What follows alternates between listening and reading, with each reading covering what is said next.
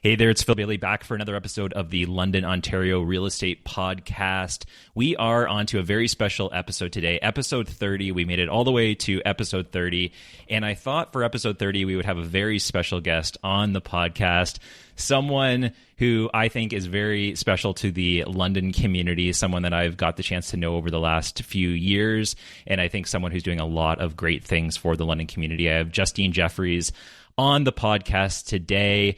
And I want to just kind of introduce the podcast to Justine and some of the great things she's doing for the London community. So, Justine, tell us a bit about yourself. I'm a weirdo. No, I love Halloween and I love craft beer. So I am seen in the industry quite a bit out at different festivals, but every Halloween I am seen everywhere trying to get donations from people, trying to raise money and creating a really fun haunted house. Nice. And so tell us why Halloween? Like, why do you love Halloween as much as you do, Justine? When I was a kid, it was a really big thing in my family. My mom loved it. My dad's dad loved Halloween. It was always celebrated. My mom and I used to go nuts, decorate like crazy, do a big haunted house. She lived out actually really close to where I am right now in Sparta. And she went nuts and decorated the front lawn. And we used to jump out and scare everyone. And it was just a lot of fun. And I remember that fondly. And I was about to do my first ever haunted house about 11 years ago. Really excited about it. And unfortunately, 10 days before Halloween, my mom died.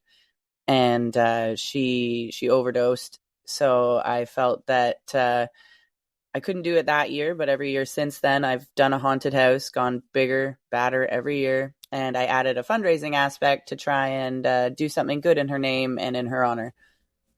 So nice. And tell us about the fundraising side, Justine. I know that obviously through difficult times, sometimes some really good things can come out of them. So I'm curious about, the Halloween haunt fundraiser that you do. I know I've heard of it.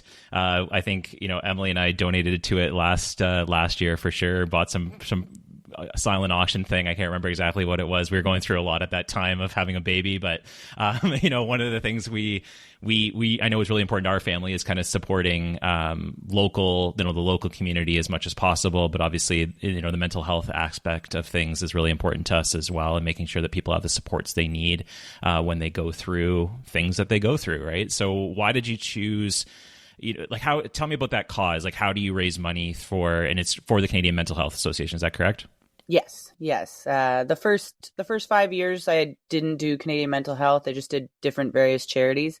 But the last, this will be year 5 with Canadian Mental Health Association. I chose them. They're really near and dear to my heart, obviously, because of my mother. With my uncle went missing about 8 years ago. He's still a missing person to this day. It's not easy to go through those things. And so I decided that I wanted to try and figure out different ways to raise money. I've tried multiple different things, but the easiest way I find is going out in the community, sharing my story with local small businesses and asking them to help me help the community. And they all stand up and they all come up and help out. It's unbelievable to see how much of the community is just brought together. There's so many different people. My mind's going crazy right now trying to think of all the people that always stand up and come up and help me out. But I just ask everybody for donations, via silent auction prizes that I can do, or there's a 50-50 this year, which is going to be great. I've never been able to do a 50-50. You have to get a lottery license and it's difficult, but the Canadian Mental Health is working with me this year, really closely, and they're getting me 50-50 tickets and a lottery license so that I can raise even more money. The silent auction last year, I think we raised $4,000 or $5,000 on that alone. This year, I'm going even crazier. I'm asking people all the way up in Toronto for stuff. I got Hockey Hall of Fame sending me tickets. I've got Jungle Cat World out near Niagara Falls, the Bird Kingdom in Niagara Falls, because I want to raise $10,000 this year. We're doing this year. I'm doing a comedy show. I've got a bunch of comedians coming and volunteering their time. And then I'm charging ticket money to get in, $10 a ticket. And that goes directly to Canadian Mental Health. Forked River, they've been so generous. They're donating the space. They'll have obviously Kyle there to make delicious food and the awesome service that you get and the great beer that you get at Forked River anyways. But they've donated their space for me multiple times this year. I'm throwing a Halloween party there this year. I'm pretty excited for this one. Again, it's new. I've got 2 different musical acts that are volunteering their time. I've got a taco bar and a poutine bar late night. We've got a costume contest with prizes. I've got over $300 in prizes donated as well, just for the costume contest alone. And all the ticket money, that'll go directly to Canadian Mental Health. And then I also do a haunted house where people come through and we scare you. Sometimes we don't have to. You can always say, don't scare us, and we won't. But we might make fun of you for that. But we will let you go through. But yeah, I also raise money just with donations from that alone. People come through. I've got neighbors that have moved out of my neighborhood 6-7 years ago, and they come back every year because they're like, I want to see what you do this year. So it's a big, weird conglomeration of things, but it all adds up, and hopefully we can raise over 10 grand. That's amazing, Justine. All the things that you're doing. I was reading through the website. So tell us about the website so they can. I know it's annualhalloweenhaunt.com. Do I have that correct? Yes, you do. Okay, perfect. So yeah, I was reading through the website kind of before, and obviously you've seen how big this thing can get for you, which is very impressive to me. The silent auction's also interesting to me as well. I'm not going to get you to name every single person that has obviously been involved because I don't want to have to make you call out specific people. But obviously people can go to that list and kind of find some things that they want to bid on. How does the silent auction work? So it happens during a certain dates, I'm guessing, and then people kind of bid on items through that time. Is that correct? Yeah, so I'm all of the information, it is linked through my website, the annualhalloweenhaunt.com. You go there, you click on silent auction, it'll take you to the website that I am using to host the auction, 32 auctions. It's a great little website. I don't get anything for promoting that, but it's great if you want to do a silent auction for a cheap amount. But it's all through there. It opens October 21st and it closes on the 31st on Halloween. And so the highest bidder at that time, you have 72 hours. You can for e-transfer or cash payment. There's no credit card, unfortunately. I don't want to set up a bank account and all that stuff. So, but then, and then for the next week after, we'll arrange for different pickup locations and times for people to get the items. Some of them are all electronic, which is nice. I've been trying to make a note of this is an electronic gift card so that people that don't live around here can also get involved if they want to help us out as well. But yeah, last year I had over 85 items. This year, I haven't even started. I have started to put up some of the items, but I still have so many. I guarantee you we'll get over 100 items up there this year. And there are some really cool items. There are some really fun things. Adrenaline paintball gave an awesome package. That'll be fun. I hope somebody I know wins it and takes me. And just all kinds of really fun options. So nice. Well, big surprise, Justine. I did talk to our mutual friend Kyle Wyatt yesterday, and I have agreed through Kyle because I want to support all my friends who are doing amazing things for our community to make a donation. So Kyle will be making a cool, trendy, Kyle-focused gift basket to kind of add to that list on behalf of something that I think is really important that you're doing for the community. So I'm really excited to kind of help in my small way, and I hope other businesses will do the same too. Oh, thank you so much. And huge props to Kyle too. He's also, he's doing the poutine bar for me at a much lower cost than it would normally cost, to help out for the Halloween party. He's also going to be putting in his own little donation as well. So I really appreciate Kyle. He's so sweet, and he's very supportive of the mental health fundraiser, and everybody needs to talk about it more. That's been a nice part of this fundraiser too, is the people that come to me, not just because we've raised the money, but because then you get to talk about it. It becomes a thing that it's okay to talk about. Absolutely. Yeah, no, I think, for new listeners of the podcast, I did, Kyle was actually my first Phil's favorite guest on the podcast, and we had a great conversation about not just his business, which is located inside Forked River for all those that are thinking that they want some amazing chicken wings or some barbecue. You can also get a great beer at Forked River as well.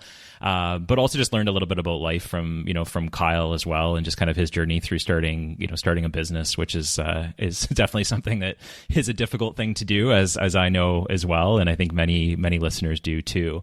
I think you make a good point there, Justine. Like, I think talking about mental health with such a large fundraiser that you're doing, it's not just about money, but it's also about that conversation too, and that's something that I think is really great, right? Because people get to hear other people's kind of stories, and I mean, you're obviously sharing a very personal story with everyone that's listening, and obviously everyone that's involved in the fundraiser this year. So, I'm just really happy to kind of see that for our community, and I'm glad you're kind of continuing the conversation again this year. So the goal for this year, you were saying, tell me about the goal for this year. Well, the goal overall is 10,000, which I guarantee you will smash. Last year I set the goal of 5,000. We raised 8. So I don't want to be too nuts and set a goal that we can't obtain, because it feels so good when you hit that big goal. You're like, I did it, and then you just keep going from there, and that's great. But 10 grand will mean in the last 5 years that'll put me over $25,000 that I donated to Canadian Mental Health here in London. Like, it goes to the Middlesex, London. It helps everybody though. And they also, I should point out, last year Canadian Mental Health amalgamated with Addiction Services, so even more we should be raising money, because it's just such a good cause to be able to. They're putting a lot more money finally into realizing that we need to treat addiction services and mental health together. Yeah, absolutely. No, I couldn't agree more with that. So again, let's just talk to listeners about where they can kind of learn more. So probably, I'm guessing the best bet is just go to annualhalloweenhaunt.com. Is that the best place to kind of learn more? Oh, 100%. It's all on there. You go to annualhalloweenhaunt.com. There's links that go directly to my Canadian Mental Health website, where if you go there, you can follow along as the donations get added in, and watch that number grow up to the 10,000 and then beyond, hopefully. And then there's also a direct link from there to go to the silent auction. There's an About Us page. You can see why I do this, who my mom was, who I am. And there's information on the comedy show, the Halloween haunt party, and the actual haunted house. There's everything that you could need. There's even a frequently asked questions section. So feel free. And nice. Any other questions, just shoot me an email. So, Justine, you got to tell me a little bit more about the haunted house aspect of this, because I think there's some people that, like myself, I get a little scared at haunted houses. Maybe I'll try to go through, like, how scary are we talking from a scale to 1 to 1,000 here? I think it varies, but I will say every year we have made a grown adult pee. So, and they are very weirdly open about telling us about it. I don't know why, but they always get through the end and go, "Oh, that's it. I peed myself." So it's got to be on a scale of 1 to 1,000. It depends your level of fear, really. I've had a 3-year-old love it. So yeah, like what ages, like, should, like, as I guess it depends on people. Like, I noticed, I actually read your frequently asked questions. I'm pretty sure it said something about, you got to know your own kid to know how scary they can kind of put up with, right? So is it, are we talking some kids would be okay with it, some won't be? Is, obviously they're allowed to get the heck out of there if they need to, but I'm curious on that aspect. Should we be bringing our small children to this, or should we? Is there any options for small children as well? We definitely understand that kids want to check it out, but it could be too scary once it gets a little dark, and if there are actors that are jumping out. So I do a timeline from 5 to 6:30 where there's no actors that jump out. We might turn on a couple of the animated things, but the kids can get a little bit closer. They can see that it's not real, but also get an idea of walking through the whole thing, to get, feel cool and brave, like they did it. So, but then at night when the lights go down, there are actors that jump out.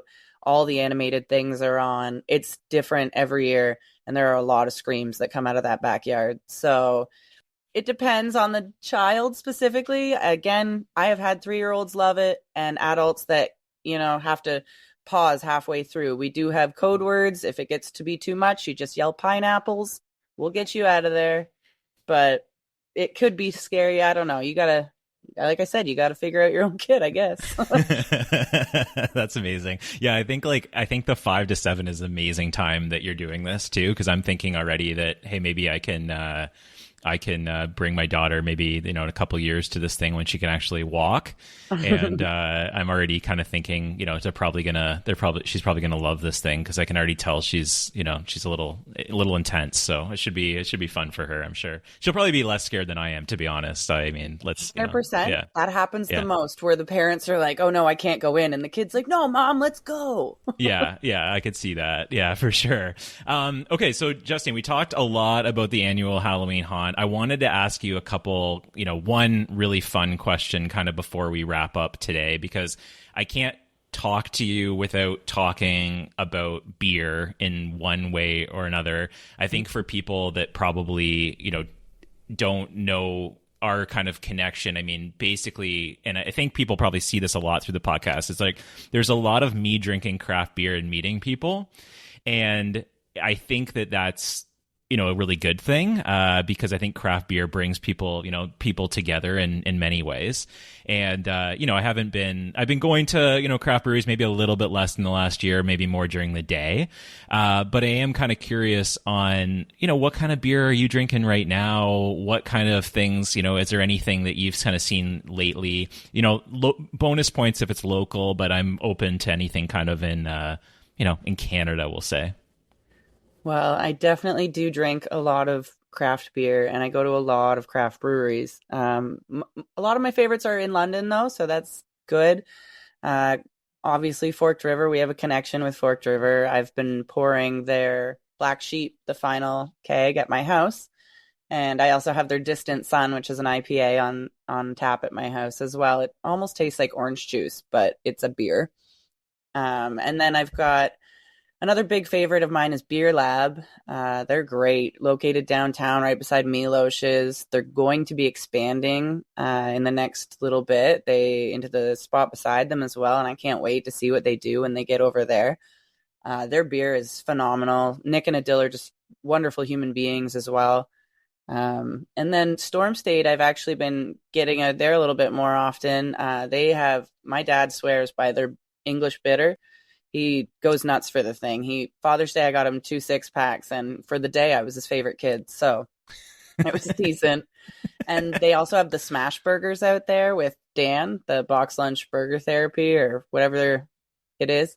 They're so good. I can't talk about those burgers. Like, I dream about them, and then I pre-plan my week around when I'm going to get one of those burgers. So smash burgers, the best in town. So I also really plan my beer around what I get to eat with it. So I like breweries that have restaurants in them. Me too. Have you tried Anderson's new menu yet? So we went in there actually like last weekend, and we did not eat food because we went to Mykonos beforehand and just crushed a bunch of food there, which was amazing. That's right around the corner. But actually thinking we're going to go tomorrow. I guess I'm telling everyone when we're recording now. So tomorrow is I think it's their, oh gosh, is it the 12th? 7th. 7th? Oh God. Okay. Wow. I'm way off. Yeah. Okay. Yeah. Because Forked River would get me in trouble for saying that. Yeah. So yeah, they've been around. So that's a really cool event. Actually, we're going at night, obviously, because we can't really go during the day to anything anymore. But that's fine.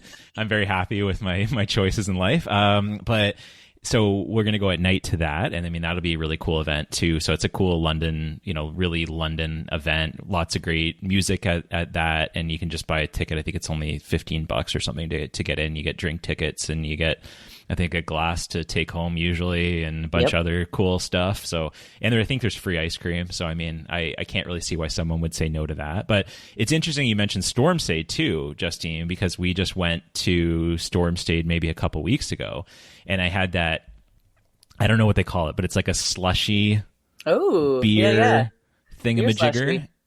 And it was like, I could have drank like 5 of them, probably dangerously, but it was like excessively good, and I had a burger from there probably like, I don't know, maybe a month ago now, and the burger was amazing. And I love the idea of like getting the food with the brewery and kind of combining together. So I think it's just amazing. I think it's like a really cool idea to get, you know, a really cool, you know, food aspect of the brewery, because then people like you and me go for the food and stay for the beer, and you know, it makes a whole experience for us. So it's that's awesome. I appreciate you sharing those ideas. You know, I'll be honest, I think most of the beer I drink is pretty much the same beer over and over again lately, but Forked River is obviously a place I go. I'm glad that they're, you know, doing the fundraising event with you this year. I think that's really a cool idea for the community. And yeah, I didn't actually know that Beer Lab's expanding. So, I mean, I guess I'm learning something every single day. So that's amazing. So I guess they're going a little bit bigger in terms of size, because they're a pretty small little place right now. They're the wine bar next door is closed down, so they've got that now, and they're going to be expanding over there. So yeah, and I've heard talk of a pizza oven as well, so that's fun. Oh my gosh, yeah. Well, I think like just with the fact of where they're located, like right beside, you know, when the Knights are coming back and everything, it's going to be incredible, right? Because there's got to be a lot of people that still like, you know, maybe I know there's a lot of there's a lot of people that just drink the lightest beer possible, or you know, the corporate beer. But hey, there's going to be some people that like a good beer and can go there before a game for sure. So that's amazing. Every time before London Music Hall, before Bud Gardens, before any event, we go to Beer Lab. Nice, that's awesome. Well, no, I know. Yeah, that's a great kind of way to, I think, conclude the podcast today, Justine. I just want to say, you know, I really appreciate what you're doing for the community. I think, you know, the cause that you're involved with is absolutely essential, and it is something that I think, you know, more people should definitely get involved with this year. I know you're going to smash the goal, but hey, let's get everyone involved that you possibly can. So again, everyone listening to the podcast, go to annualhalloweenhaunt.com. You can learn more about everything that Justine's been doing for the London community. Any parting words at all, Justine, other than go to the website? No, I just happy Halloween. Happy Halloween. Yeah. Okay. Awesome. Well, Halloween's coming soon. I got to go pick up my costume. Thanks again to Justine for joining the podcast today, and hope everyone has a great day.